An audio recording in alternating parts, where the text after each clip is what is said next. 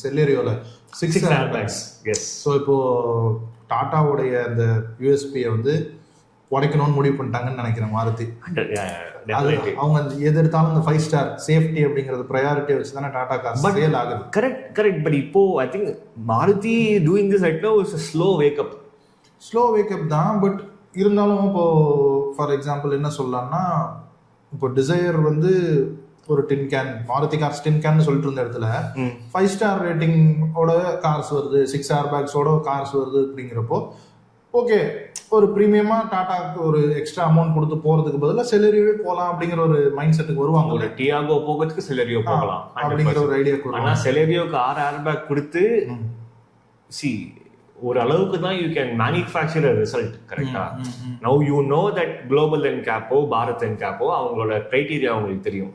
Criteria வச்சு you can optimise manufacture. They can optimise இந்த காரை வந்து எனக்கு குளோபல் என்கேப் பாரத் என்கேப்ல 5 ஸ்டார் வேணும், ஏன்னா அதுதான் செல்லபிள் பாயிண்ட்ஸ். அதுதான் உண்மை. ரைட்? இந்த 2 டெஸ்டிங் ப்ரோட்டோகால் படி எனக்கு 5 ஸ்டார்ஸ் வேணும் அப்படின்னு சொல்லியே அவங்க டிசைன் பண்ணுவாங்க, அப்படின்னு சொல்லியே அவங்க ரீஇன்ஃபோர்ஸ் பண்ணலாம். That's reality.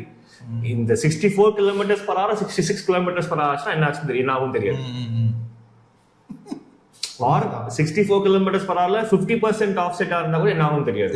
ஆமா, right? That's the reality. But ஏன்னா எல்லாமே ஒரு இண்டிகேஷன் தான். But Celerio giving 6 airbags is a statement. அவங்க வேணும் கொடுக்காம இருக்கலாம். வேற சி மாருதி பொறுத்த வரைக்கும் what is only car that has 6 airbag standard in the Swift. பலினோல இல்ல, இப்போ டிசையர் ரைட்? பலினோல இல்ல, ஃப்ராங்ஸ்ல இல்ல, அதுக்கு கீழே இருக்கிற கார்ஸ்லயும் இல்ல. செலரியோல எதுக்கு இப்போ கொடுத்துருக்காங்க? Why? It is a newest car in the space. It's a new car. ஆமா, கரெக்டா? 1 year தான் ஆச்சு எனக்கு தெரிஞ்சு. புது செலரியோ வந்து வேகனார் கொடுத்துருக்கலாம், எஸ்பிரஸோ கொடுத்துருக்கலாம்.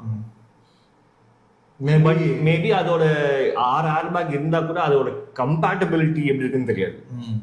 இப்போ 6 ஏர்பேக்ஸ் கொடுக்கணும்னா பில்லர்ல 2 வரப்போகுதுன்னா அந்த கம்பேட்டபிலிட்டி, அந்த டூலிங் ரிக்வயர்மெண்ட்டுக்கெல்லாம் ஸ்பேஸ் இருக்கான்னு கூட எனக்கு தெரியாது.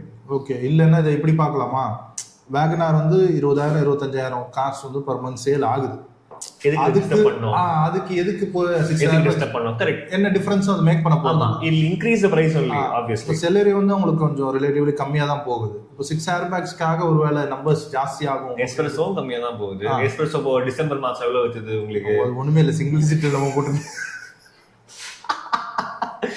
சோ பட் புரியுது, ஏதோ ஒரு ரீசனுக்காக